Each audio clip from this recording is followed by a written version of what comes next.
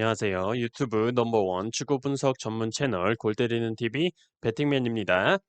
자, 일단 주중에 축구 토토 승무패 54회 차에서 1등에 적중하신 분이 멤버십 회원분 중에서 나오셔서 밴드 토론방에서도 많이들 축하를 해주셨고 1등뿐만이 아니라 2등, 3등, 4등 굉장히 많으셨는데 1등이 있으셔서 민망해서 못 올리겠다고 하시는 분들도 계시더라고요. 그리고 뭐 보신 분들은 보셨겠지만 유튜브 커뮤니티에 1등 적중하신 분 환급 인증 사진을 올려놨으니까 1등의 좀 행운의 기운을 받아가고 싶으신 분들은 저희 채널 상단에 커뮤니티 탭에 가시면 게시글 있으니까 보시고 좋은 기운을 받아가시길 바라겠습니다.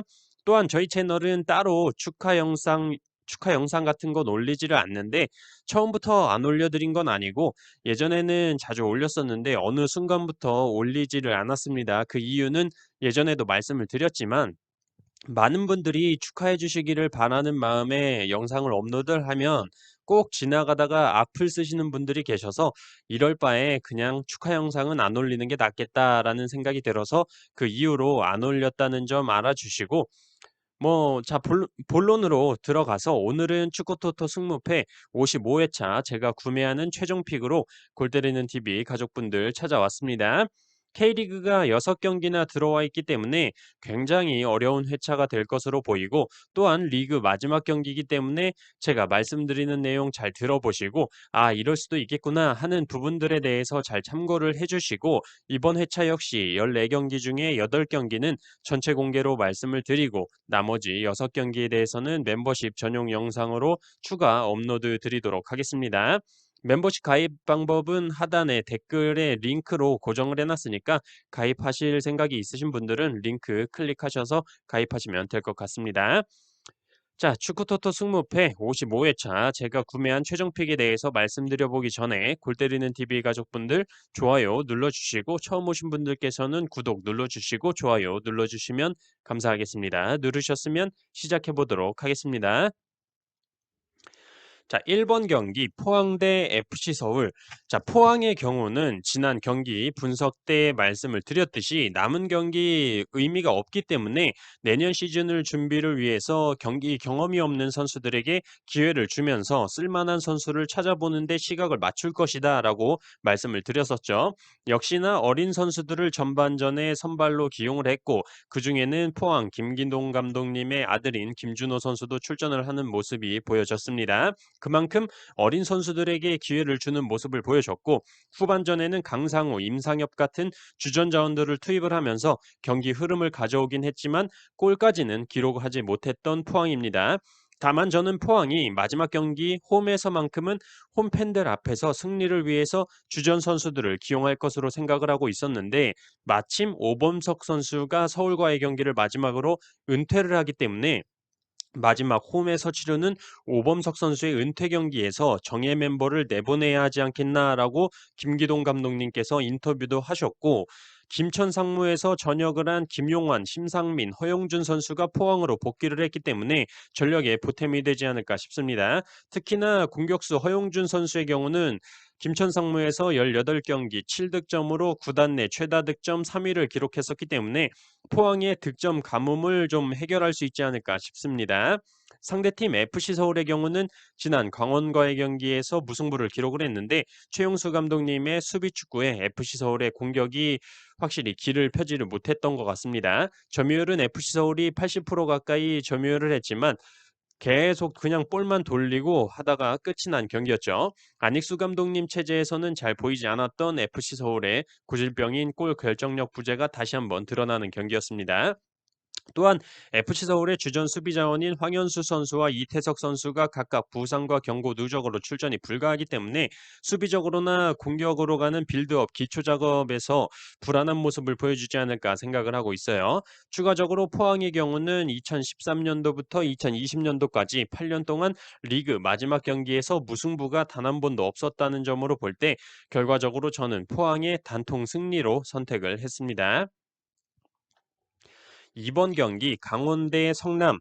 자, 강원은 지난 FC 서울과의 경기에서 무승부를 기록을 했습니다. 최용수 감독님께서는 FC 서울과의 경기에서 실리적인 축구를 생각했다고 보는 게 최소한 '지면 안 된다.'라고 생각을 하셨던 것 같은데 왜냐면 당연히 광주가 승점 36점, 강원이 승점 39점인 상황이었으나 득점은 광주가 많은 상태였기 때문에 강원이 패배를 하고 광주가 승리를 하게 된다면 한마디로 최용수 감독님은 오자마자 그냥 강등되는 좆되는 상황이 벌어지기 때문에 전술적으로 강원의 윙백들이 많이 올라오지 않으면서 거의 수비 시에는 5백 형태를 보여줬고 골은 못 넣어도 실점을 하지 않겠다라는 걸 확실하게 보여주신 것 같습니다.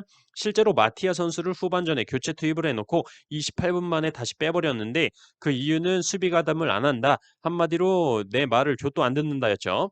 자, 그렇다면 이번 경기 저는 어떻게 보고 있냐면 어차피 이기든 비기든 지든 강등 플레이오프를 치러야 되는 상황이기 때문에 강등 플레이오프를 대비한 전략을 짜야 될 텐데 대전 하나시티즌을 상대로 FC 서울과 경기한 것처럼 수비적인 전략을 내세울 거라고는 보지 않고 있습니다. 왜냐하면 어쨌든 플레이오프 승리를 해야 되기 때문에 대전 하나 시티즌을 상대하기 위한 강원의 공격적인 전략을 실전에서 최용수 감독님이 적용을 해봐야 할 것으로 보여집니다. 저는 그래서 이 경기는 강원이 최소한 패배하지는 않을 것으로 보이고 상대팀 성남의 김영광 골키퍼가 나이에 맞지 않게 최근에 엄청난 선방들을 보여주고 있기 때문에 무승부는 필수적으로 바치고 가야 하지 않나 생각하고 있고 성남은 지금 공격이 너무나도 떨어지는 모습을 보여주고 있고 뮬리치 선수는 뭐 공만 잡았다 하면 뭐 공이 졸라 뜨거운 건지 뜨거 하면서 그냥 아무 데나 차버리는 듯한 슛을 때리고 있는데 좀만 더 차게 냅두면 중앙선에서도 슛 때리겠더라고요.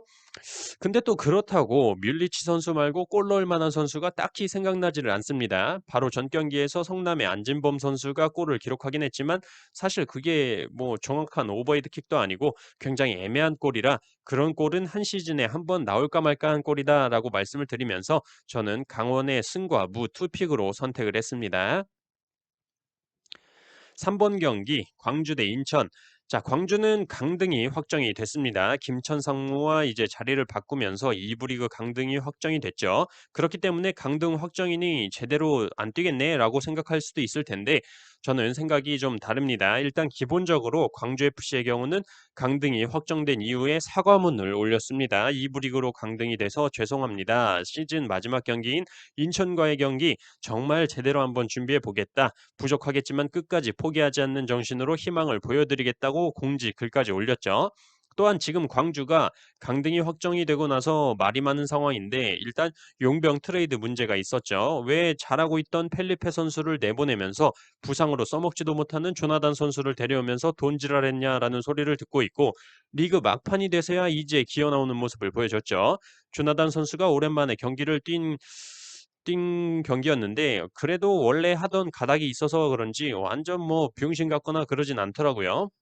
어쨌든 영입을 하기 전에 제대로 메디컬 테스트가 진행됐냐의 문제, 또한 서울에서 개인 훈련 명분으로 리그 막판까지 별도 생활을 한 조나단 선수 또 돈지랄을 했다는 점, 또한 최만희 대표는 취임하자마자 자기 승용차를 새 걸로 바꿔달라고 요청을 해서 논란도 있었고 제주FC와의 경기에서 이겨놓고도 선수 교체 횟수 초과로 몰수패를 당했는데 이걸 몰랐던 심판의 잘못이었음에도 군소리 없이 네, 네, 순수하게 몰수패 처리를 받아들이고 뭐 이런 말 같지 않은 일들이 많았던 광주기 때문에 마지막 홈 경기에서만큼은 승리를 함으로써 조금이나마 팬들의 이런 개빡친 상태를 좀 가라앉히려고 하지 않을까 생각하고 있습니다.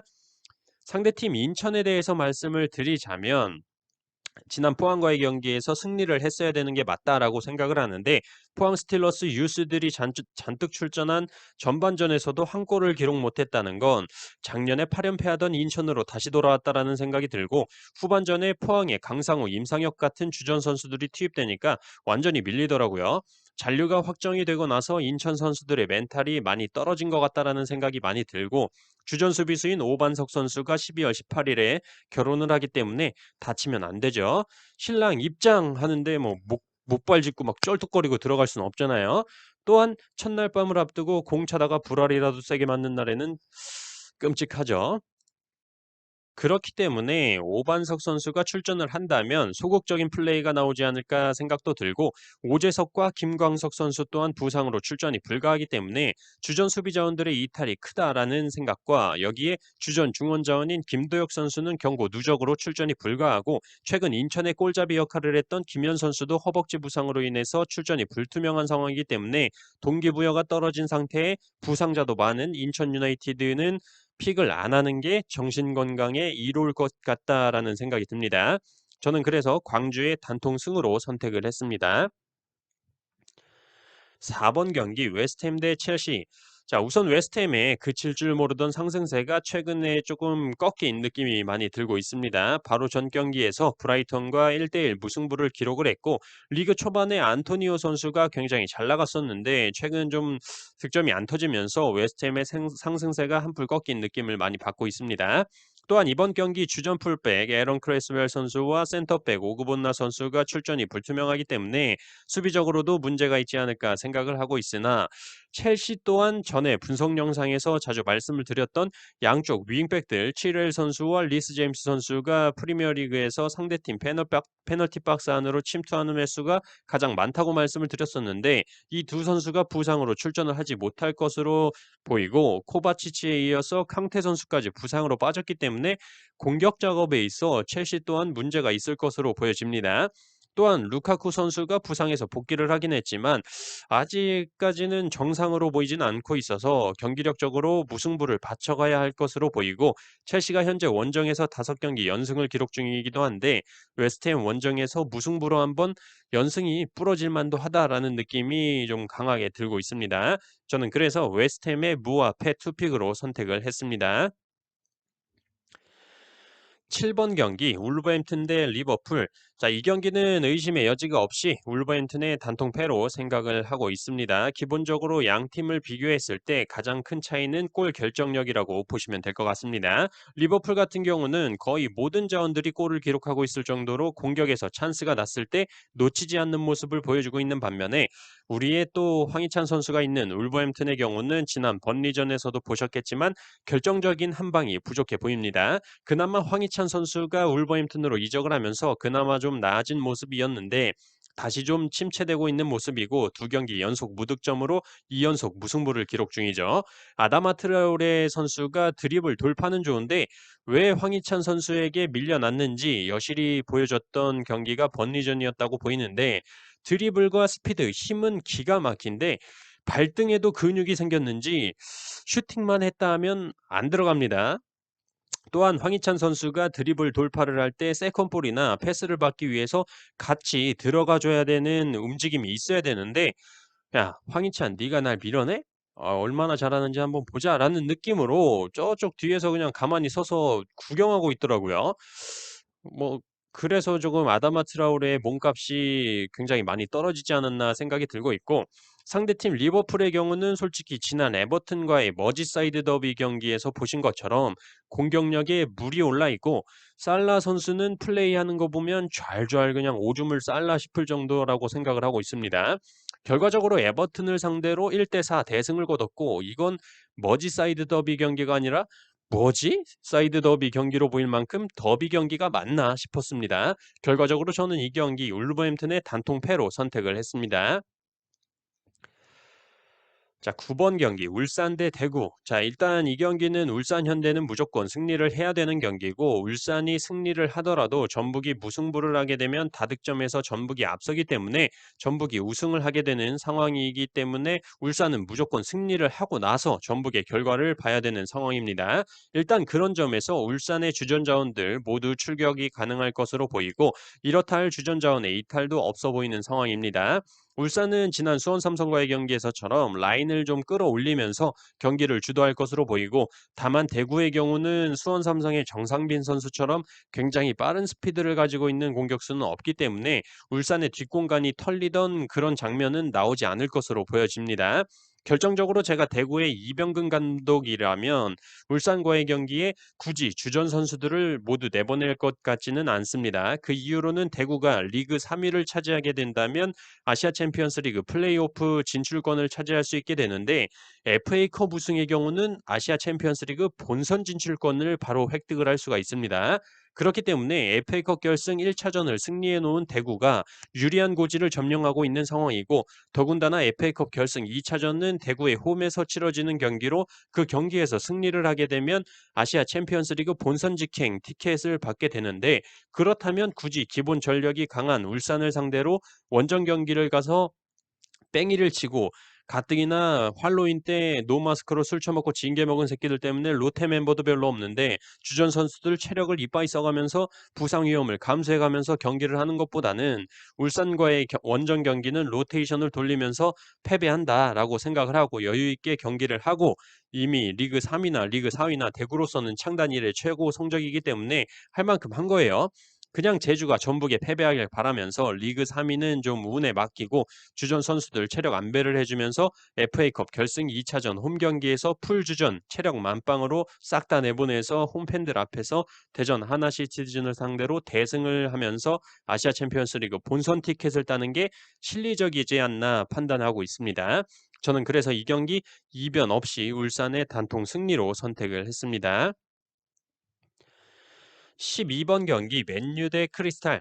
제가 이 경기를 말씀을 드리면 왠지 제 반대로 가시는 분들 많을 것 같은데 제 영상을 많이 보시는 분들은 다 알고 계시죠? 제가 맨유 승 찍으면 승이 안 나오고 승을 안 찍으면 귀신같이 맨유가 승리하는 개 그지 같은 상황을 많이 보셨기 때문일 텐데 저는 이번에 맨유의 저주를 한번 풀어보려고 합니다.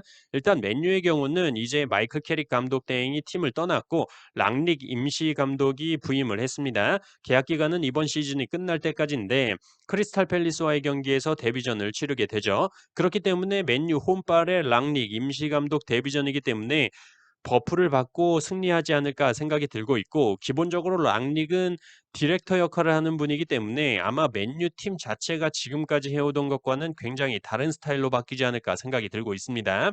일단 맨유에 있는 애 새끼들 정신무장 좀 시켜줬으면 좋겠어요. 저도 모르게 맨유한테 좀 당한 게 많다 보니까 말이 좀 튀어나왔는데 어쨌든 상대팀 크리스탈 팰리스의 경우는 지난 리즈와의 경기에서 너무 실망스러운 경기력을 보여줬기 때문에 더욱더 맨유 사이드로 선택이 기울었습니다. 다만 최근 5경기의 맞대결 전적을 보시면 맨유 기준 2승 1무 2패를 기록 중이고 2패를 맨유가 홈에서 패배를 했었기 때문에 이게 좀 굉장히 꺼림칙하다라는 생각이 많이 들고 있습니다. 맨유는 주전 수비 자원인 루크쇼와 바란 선수가 출전이 불가하고 중원 자원에서는 폴 포그바, 공격에는 카바니 선수가 출전이 불가한 상황이고 크리스탈 팰리스의 경우는 주전 수비수 조엘 와드, 안드리센 선수가 출전이 불가하고 미드필더 제임스 메가더 선수가 출전이 불가합니다. 결과적으로 맨유의 경우는 랑닉 임시 감독이 오면서 뭔가 다른 모습으로 바뀌지 않을까라는 생각도 들지만 첫 경기이기 때문에 어떻게 하는지 한번 지켜보기도 할 것 같다라는 생각이 들어서 맨유의 승과 무 투픽으로 선택을 했습니다. 13번 경기 토트넘 대 노리치. 확실히 홈에서만큼은 원정보다 좋은 모습을 보여주고 있는 토트넘이고 바로 전 브랜드퍼와의 경기에서 우리의 슈퍼손 손흥민 선수가 만점 활약을 보여주면서 골까지 기록을 했습니다. 특히 손흥민 선수의 골 장면을 보시면 역습 시에 레길론 선수가 측면에서 치고 들어가니까 굉장히 빠른 스프린트를 하는 장면을 볼 수가 있었는데 이런 장면들이 노리치 시티를 상대로 많이 나올 것으로 보이고 노리치 수비진의 경우는 빠른 선수가 없다고 보이기 때문에 충분히 이 점을 공략하면 좋은 결과 가지고 올 수 있을 거라고 생각을 합니다. 또한 딘 스미스 감독님께서 아스톤 빌라에서 노리치 시티에 온 이후로 수비적인 면에서는 확실히 노리치가 달라졌다라는 생각이 많이 들긴 하는데 딘 스미스 감독은 아스톤 빌라에서 10월 달에 손흥민 선수의 매운 고춧가루 맛을 한번 봤었고 인터뷰에서 딘 스미스 감독이 토트넘과의 차이점은 손흥민이라는 선수를 가지고 있냐 없냐라고 할 만큼 손흥민을 굉장히 두려워하는 감독이기 때문에 이번 경기 야 토트넘에 손흥민이 있으니까 나 몰라. 니네끼리 알아서 잘 막아 봐." 이럴 수도 있다는 느낌이 들고 있어요. 농담이긴 합니다만 뭐 어쨌든 노리치 시티는 원정 경기에서 3 골에 17 실점을 기록할 만큼 원정 개쓰레기 모습을 보여주고 있고, 주전 미드필더 마티아스 놀만 선수가 결장이 유력하고 켄트웰 선수가 딘 스미스 체제에서는 좀 선발 기회를 못 받고 있는 모습이라, 공격적인 것보다는 안정적인 수비를 바탕으로 경기 운영을 하는 딘 스미스 감독이라고 보여서 무승부도 조금 생각을 해봤지만, 이미 이번 시즌 최다 연속 무승부인 2연속 무승부를 기록 중인 노리치 시티이기 때문에 토트넘 원정에서 3연속 무승부를 거두기엔 무리지 않나 생각하고 있습니다. 그래서 저는 토트넘의 단통승으로 선택을 했습니다. 자, 이렇게 축구토토 승무패 55회차에 들어온 14경기 중에서 8경기 전체 공개로 말씀을 드렸고, 이어서 나머지 6경기에 대해서 멤버십 전용으로 추가 영상 업로드 드리도록 하겠습니다. 골때리는 TV 가족분들, 이번 한 주도 너무 고생 많으셨고 좋은 결과 있으셨으면 좋겠습니다. 이상입니다.